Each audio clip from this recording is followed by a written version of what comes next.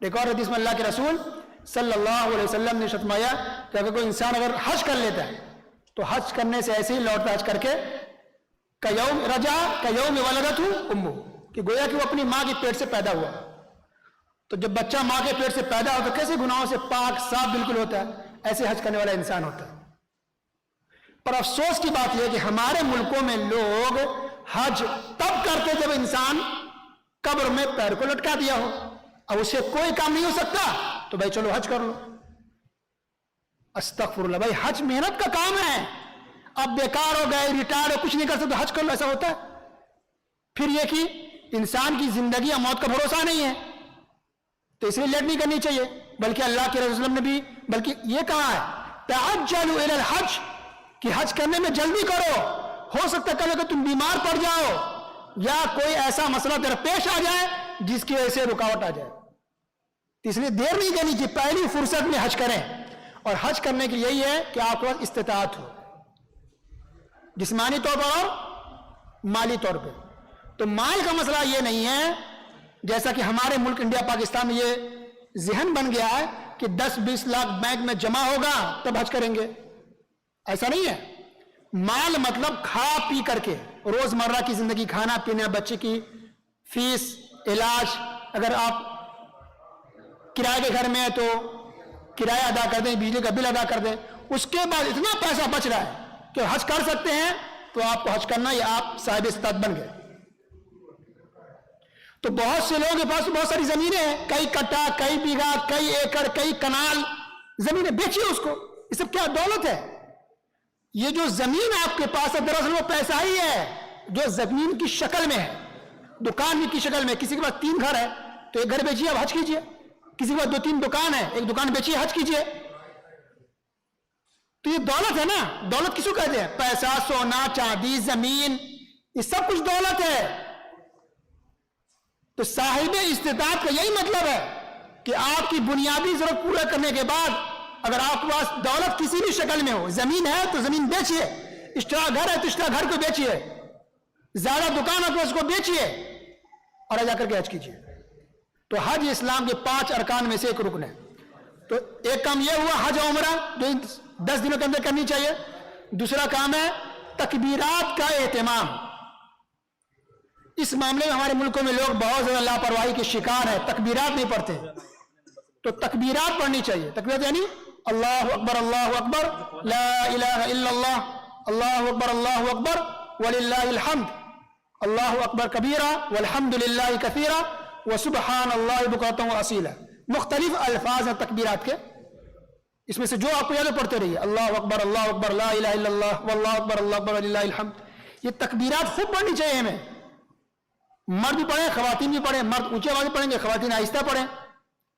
اچھا اس کا ٹائم کیا ہے؟ ٹائم یاد رکھیے. جیسے ذی الحجہ کا چاند نظر آیا یعنی بقرعید کا چاند نظر آیا تو اس کا وقت شروع ہو جاتا ہے. کب تک پڑھنا ہے؟ 13 تاریخ کی مغرب تک. تو بقرعید کا چاند نظر آنے سے تکبیر پڑھنے کا وقت شروع. کب تک پڑھنا ہے؟ 13 تاریخ کی شام، 13 تاریخ کا مغرب ہونے تک، سورج ڈوبنے تک اس کو پڑھنا. یہ پورا وقت ہے. یعنی دن میں بھی رات میں بھی، صبح شام، چلتے پھرتے اٹھتے بیٹھتے کام کرتے، جتنا پڑھ سکتے ہیں پڑھتے رہیے. اللہ اکبر لا الہ الا اللہ واللہ اکبر وللہ الحمد. تکبیرات کا خوب اہتمام کرنا چاہیے. تو اس کو کہتے ہیں تکبیر مطلق. انہیں کوئی ٹائم ٹیبل فکس نہیں ہے، 24 گھنٹے میں آپ جتنا چاہیں یہ 13 دنوں تک رات میں بھی یا دن میں بھی خوب پڑھتے رہیے. دوسری تکبیر کو کہتے ہیں تکبیر مقید، یعنی یہ تکبیر ایک وقت سے جڑی ہوئی ہے، یعنی ہر فرض نماز کے بعد اس کو پڑھنا ہے. فرض نماز کے بعد. تو اس کا وقت کب سے کب تک ہے؟ تو اس کا وقت شروع ہوتا ہے عرفہ سے، عرفہ کے دن سے. تو عرفہ کا جو دن ہوگا یعنی 9 ذی الحجہ، تو اس دن فجر کی نماز کے بعد سے اس کا وقت شروع ہے. 9 ذی الحجہ عرفہ کا جو دن ہے اس دن آپ فجر کی نماز پڑھیں، فرض نماز، سلام پھر اس کو تکبیر پڑھنا شروع کر دیں. اس کے بعد سے جب جتنی بار بھی آپ فرض نماز پڑھیں گے فرض نماز کے بعد تکبیر پڑھنے کا اہتمام کریں. کب تک پڑھنا ہے؟ 13 تاریخ کی عصر تک، 13 ذی الحجہ کی عصر تک. یہ ہے تکبیر مقید. تو یوم عرفہ عرفہ کے دن سے عرفہ کے فجر سے لے کر کے 13 تاریخ کی عصر تک اس بیچ میں جتنی بھی فرض نماز ہم پڑھیں گے ہر فرض نماز کے بعد تکبیرات پڑھنا ہے. ٹھیک ہے. اور تکبیر مطلق یعنی جب چاہے پڑھتے رہے, اس کا تعلق نماز سے نہیں ہے, اٹھتے بیٹھتے چلتے پھر جتنا چاہے پڑھ سکیں. تو اس کا وقت شروع ہوتا ہے ذی الحجہ کا چاند نظر آنے سے لے کر کے 13 تاریخ کے سورج ڈوبنے تک. ان 13 دنوں میں کثرت کے ساتھ ہمیں تکبیرات پڑھنی چاہیے. اللہ اکبر اللہ اکبر لا الہ الا اللہ اللہ اکبر اللہ اکبر وللہ الحمد. اس کا ہمارے اندر عمل بہت کم اہتمام کرتے ہیں. جبکہ صحیح بخاری کے اندر موجود ہے کہ عبداللہ بن عمر رضی اللہ عنہما اور حضرت ابو ہریرہ رضی اللہ تعالیٰ عنہ یہ دونوں مارکیٹ میں بازار میں جاتے ہیں سامان خریدنے نہیں, سامان بیچنے نہیں, صرف تکبیرات پڑھنے کے لیے. اور اونچی آوازیں پڑھتے تھے اللہ اکبر لا الہ الا اللہ اللہ اکبر وللہ الحمد. تو ان کی آواز کو سن کر کے مارکیٹ کے بازار کے دوسرے لوگ بھی تکبیر پڑھنا شروع کر دیتے تھے.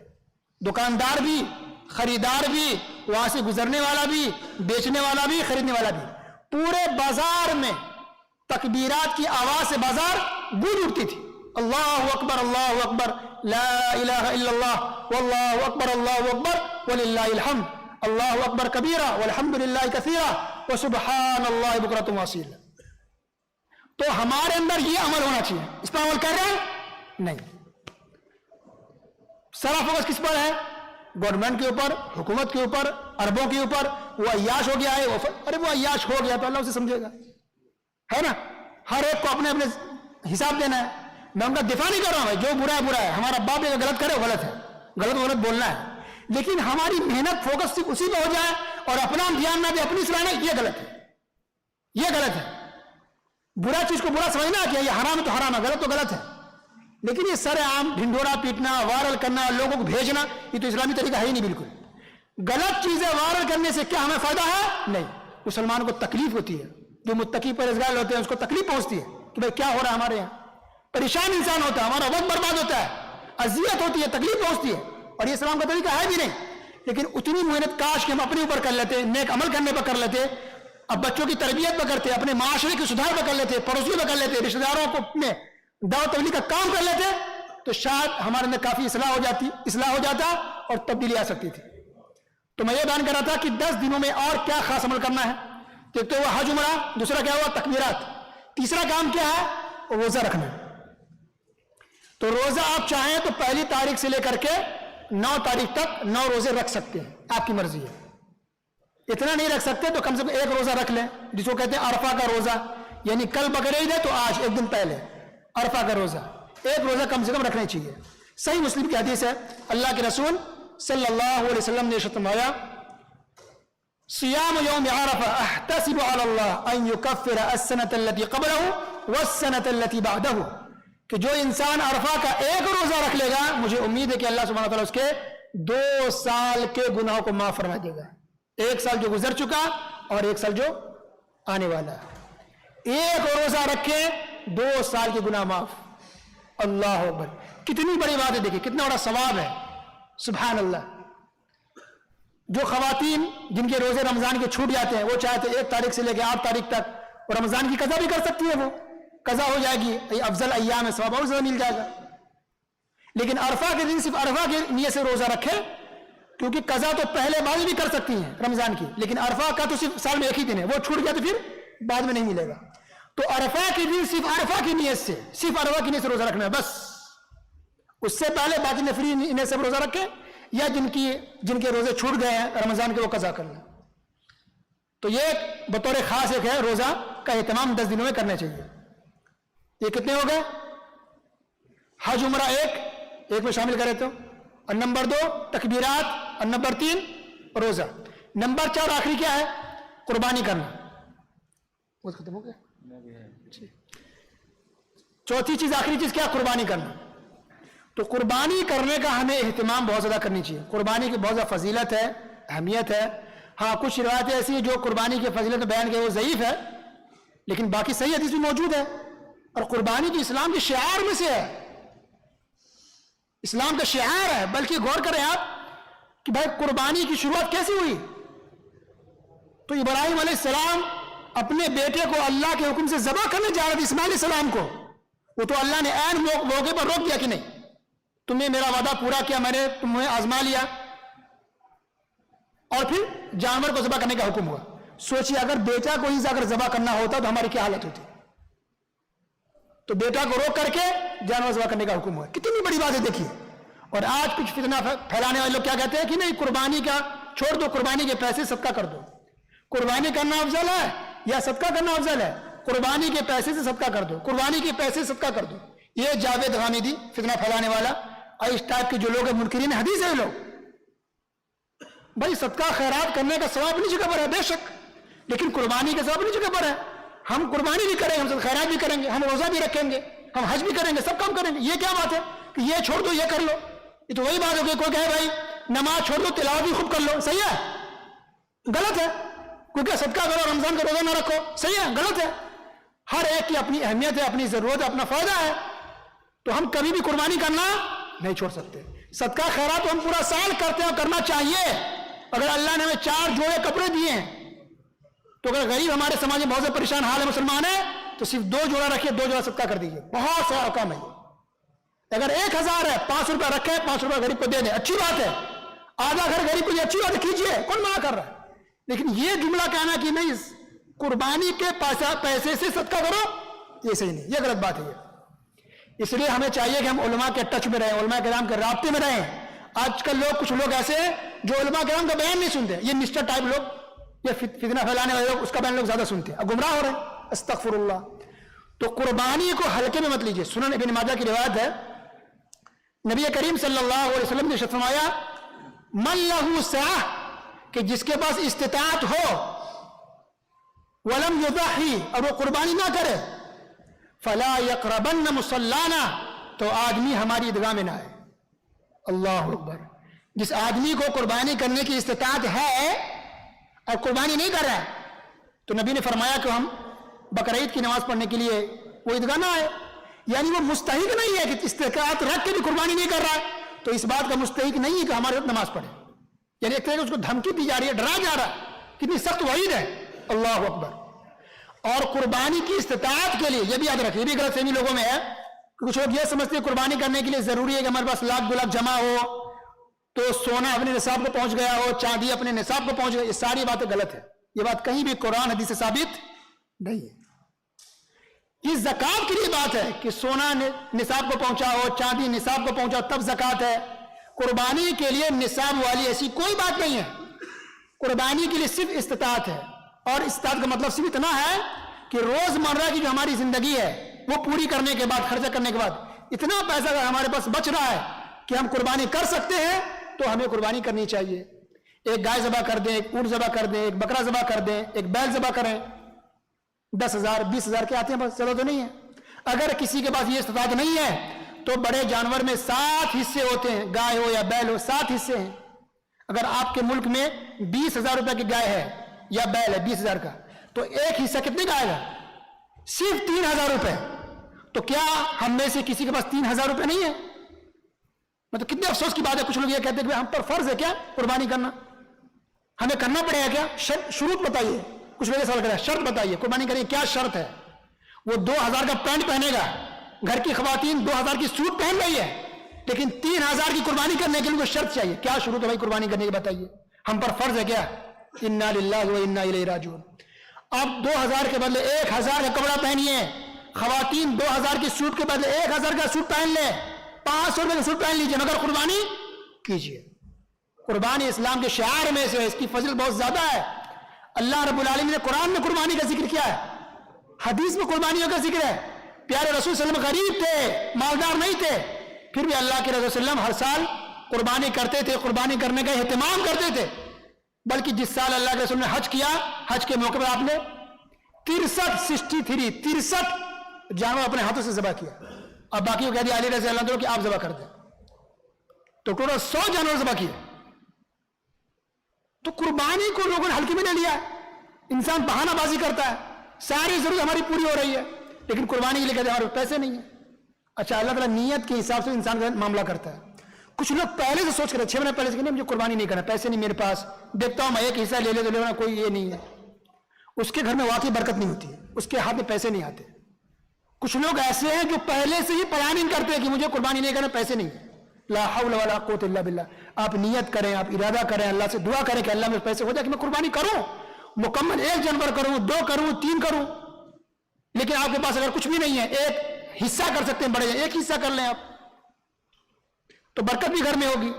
لیکن پہلے سے نیت کر لینا کہ ہم نہیں کریں گے، بہانے ڈھونڈیں تو گھر میں برکت کہاں سے آئی؟ اگر واقعی کوئی انسان اگر غریب ہے، مسکین ہے تو کوئی بات نہیں ہے. قربانی تو صاحب استطاعت پر ہے.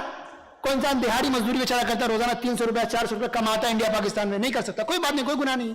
لیکن جس کے پاس ہے 5000 روپے 10,000 روپے ایکسٹرا رکھے ہیں گھر پر، تو انہیں قربانی کرنی چاہیے. قربانی کرنے کا ثواب بہت زیادہ ہے.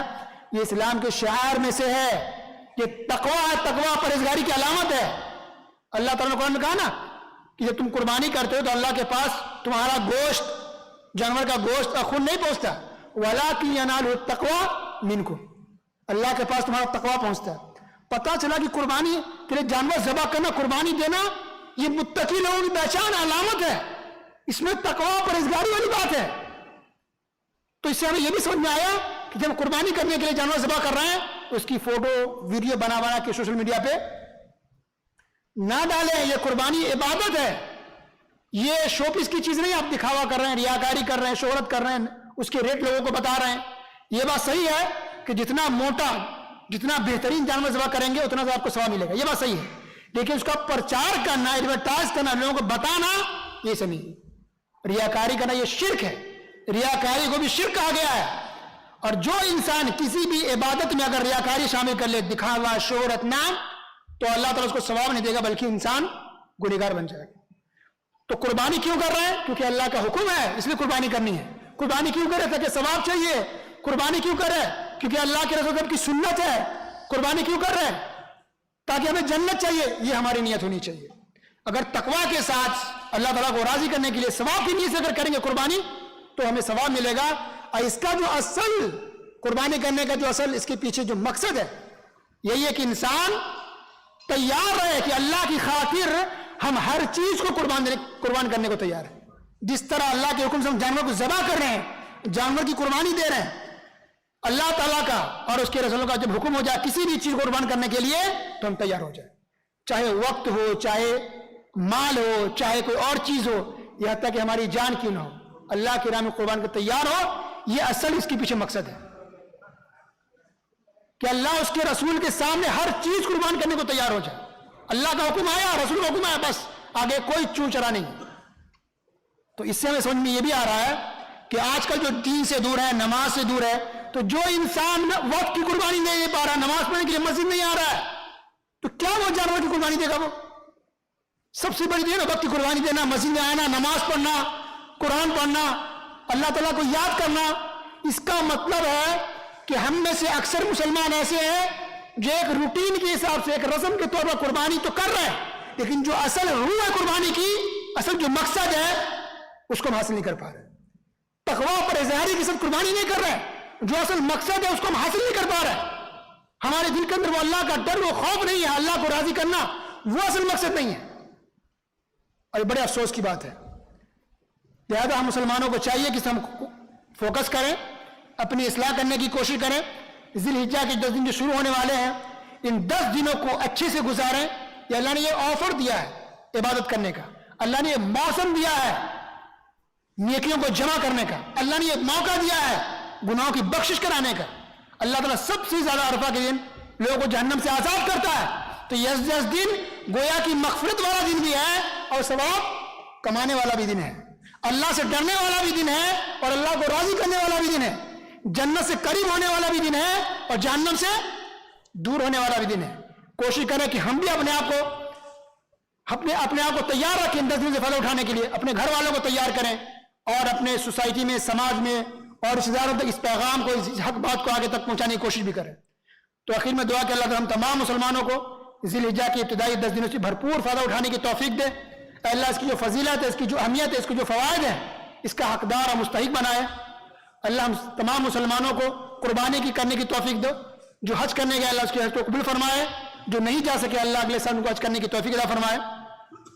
اور اس پروگرام میں جن لوگوں نے حصہ لیا، کوشش کی ہے، اللہ تعالیٰ ان کی کوششوں کو، ان کی محنت کو اللہ تعالیٰ قبول فرمائے. اللہ تعالیٰ ہم سب کے آنے کو قبول فرمائے. اللہ ہم سب کو متقی، نیک، پرہیزگار بنا دے. اللہ ہمارے دلوں کو ایمان سے روشن اور منور کر دے. پوری زندگی قرآن و حدیث کے مطابق گزارنے کی توفیق دے. آخرت کی فکر کرنے کی توفیق دے. اللہ کی خاطر جینے کی توفیق دے اور اللہ کی خاطر مرنے کی توفیق عطا فرما. آمین یا رب العالمین. وصلی اللہ علی نبینا محمد وعلی آلہ وصحبہ اجمعین. السلام علیکم ورحمۃ اللہ وبرکاتہ.